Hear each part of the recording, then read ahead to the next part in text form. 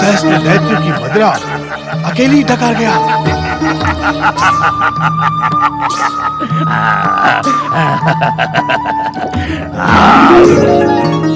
पृथ्वी लोक पर जितने मनुष्य हैं, उनके 10 दिन का भोजन एक बार में खा गया।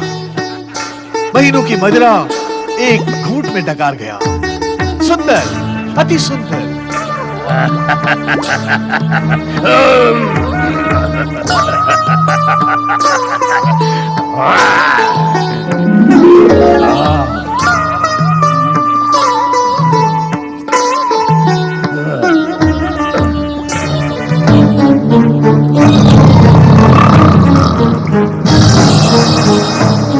इस मंत्र सिद्ध जल का प्रयोग किसी सोए हुए व्यक्ति पर नहीं किया जाता,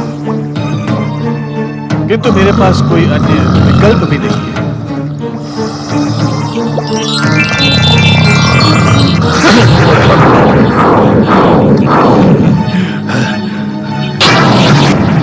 कौन हो तुम और मेरी निद्रा में बाधा डालने का साहस कैसे किया तुमने?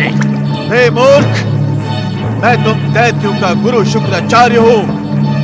मुझे नहीं पहचानते? शुक्राचार्य? ये नाम कुछ सुना सुना सा लगता है, किंतु इस समय मुझे निद्रा आ रही है। जाएं, कहीं और जाके अपना गुरुत्व दिखाएं। दुर्गम, इसी समय मेरे साथ पृथ्वी लोक चल। मैं तुझे तीनों लोकों का सम्राट बना दूंगा। नींद में जो जो सपने तूने देखे हैं, उन्हें मैं सच करा दूंगा। चल इसी समय मेरे साथ। दुर्गम के लिए तीनों लोकों के साम्राज्य से भी बड़ी है उसकी निद्रा। मुझे सोने दो शुक्राचार्य, मुझे सोने दो। मेरी आज्ञा न मानकर तू मेरे कोप का भाजन बन जाएगा दुर्गम।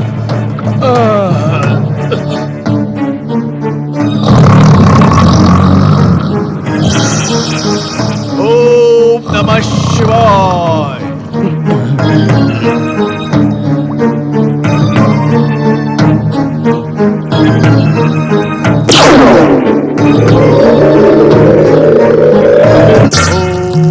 नमः शिवाय।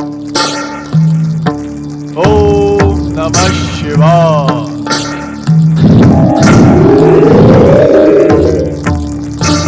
हवन कुंड से बाहर आओ दुर्गम। सामान्य रूप में हमारे सम्मुख आओ।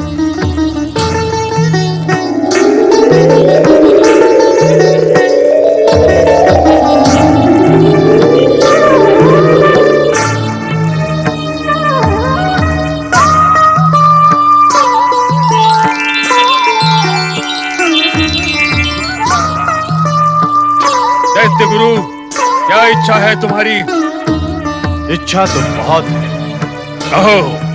दुर्गम, मेरे अनंत प्रयासों से अब तुम पूरी तरह जाग गए हो।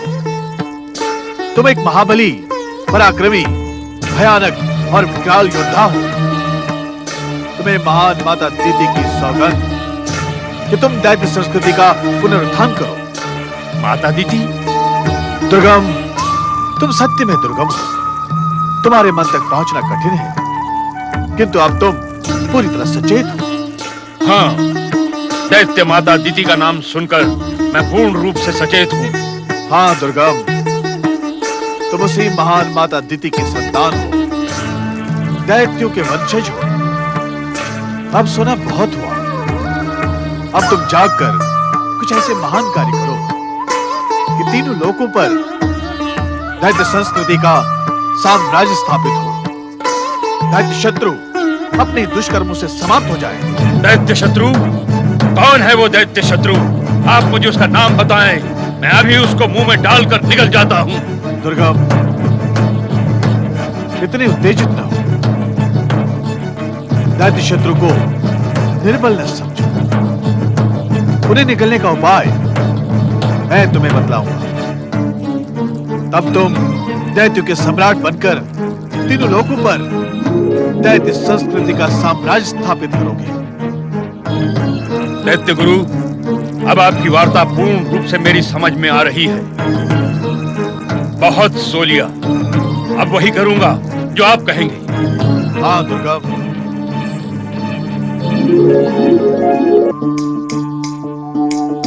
नारायण नारायण। तो दैत्य गुरु शुक्राचार्य पातालवासी भयानक दैत्य दुर्गम को मनाने में सफल हो ही गए। नारायण नारायण। उन्होंने दैत्य दुर्गम को विश्व विजयी बनाने का स्वप्न दिखाकर उन्मत्त कर ही दिया। ये समाचार भगवान भोलेनाथ को देना ही होगा ना।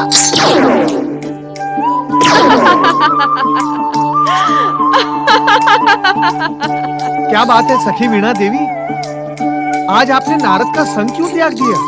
आपकी संगत का त्याग न करूं तो क्या करूं देव ऋषि? मैं कुछ समझा नहीं सखी वीणा देवी। आपका संग पाकर नारद सदैव गर्व की अनुभूति करता है मनमोहिनी।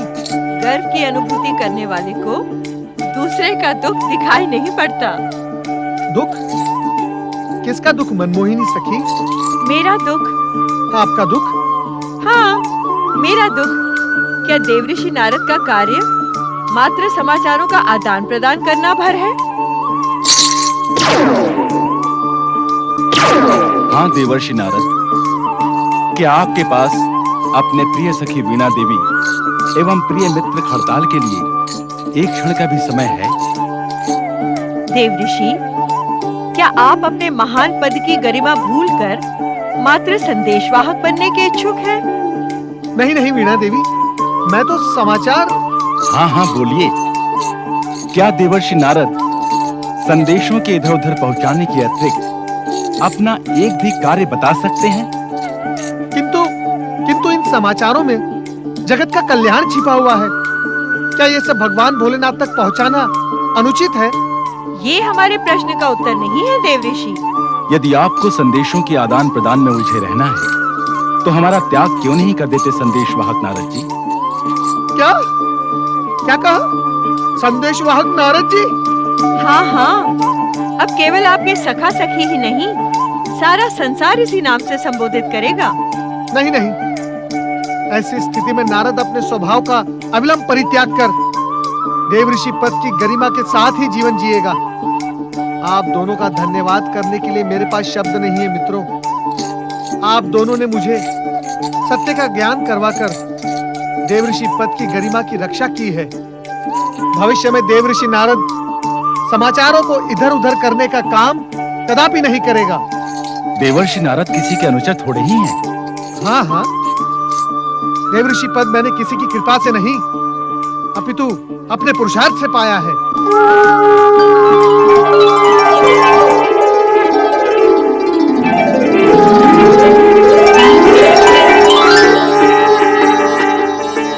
भोलेनाथ, आप यहाँ इस समय?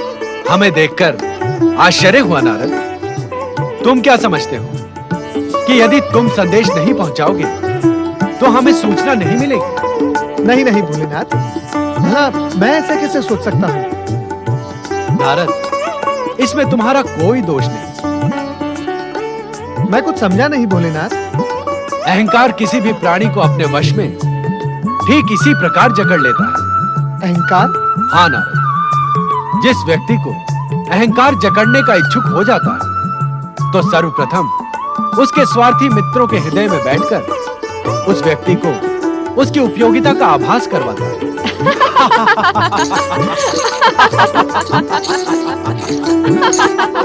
भोलेनाथ।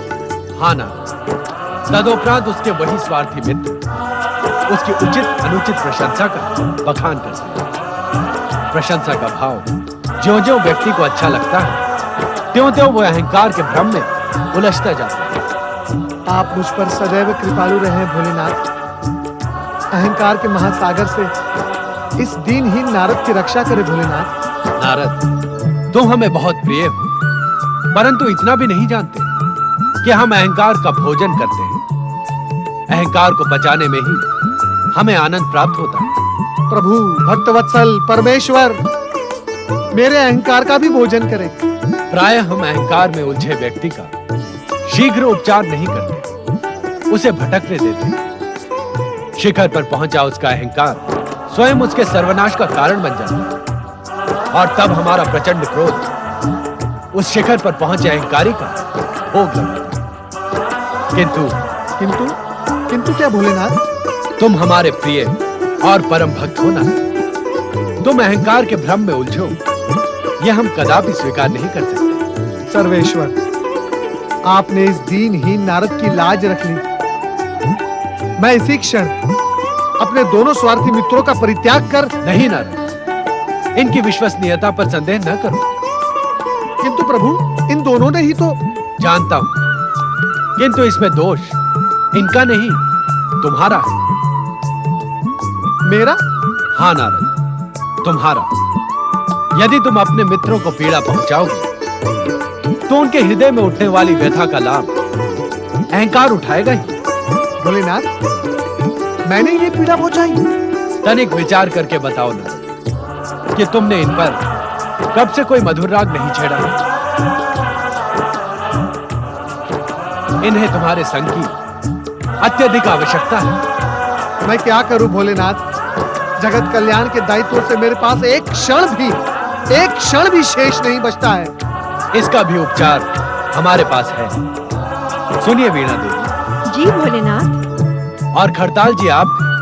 जी भोलेनाथ। आने वाले त्रेता युग में जब 11वें रुद्र के रूप में हनुमान जी पृथ्वी लोक पर अवतरित होंगे तो उनकी संगीत विद्या के गुरु नारद नियुक्त किए जाएंगे।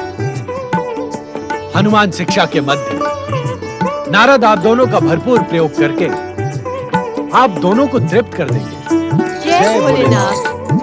जय शिव शंकर।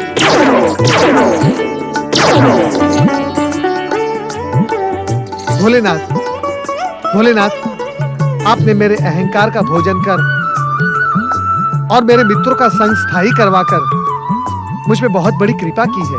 नारद, तुम सदैव हमें संसार भर के संदेश सुनाने के लिए आतुर रहते हो। समाचारों को रोचक बनाने के लिए नए नए नाटकों की रचना भी करते हो। तुम्हारा अभिनय हमें प्रिय है भक्त, वैसे ही बने रहो। ऐसा ही होगा भोलेनाथ, ऐसा ही होगा। नारद, तुम्हें हमारा एक कार्य संपन्न करना है। आज्ञा करे भोलेनाथ। किंतु उससे पहले एक नए समाचार का ज्ञान हम तुम्हें करवा दें। समाचार? जिसको जानने का उद्वेलन विगत बहुत समय से तुम्हें व्यग्र कर रहा है। तुम यही जानने के इच्छुक हो कि यह दुर्गम किस सीमा तक पहुंचेगा। हाँ भोलेनाथ। तो सुनो ना, यह दुर्गम वहां तक पहुंचेगा जहां आज तक कोई दैत्य नहीं पहुंचा। अभी इतना ही समझ लो। इसके आगे की कथा जानने के लिए नया नाटक न करना। हर हर महादेव, हर हर महादेव। भोलेनाथ, अब आप अपने इस अनुचर को कार्य की आज्ञा दें। दुर्गम के पृथ्वी लोक पर प्रकट होने की सूचना अपनी शैली में देवी पार्वती तक पहुंचा देना और यह भी बता देना कि ब्रह्मा, विष्णु, महेश तथा गणेश इनमें से कोई भी दुर्गम का वध नहीं कर पाएगा। ओम नमः शिवाय।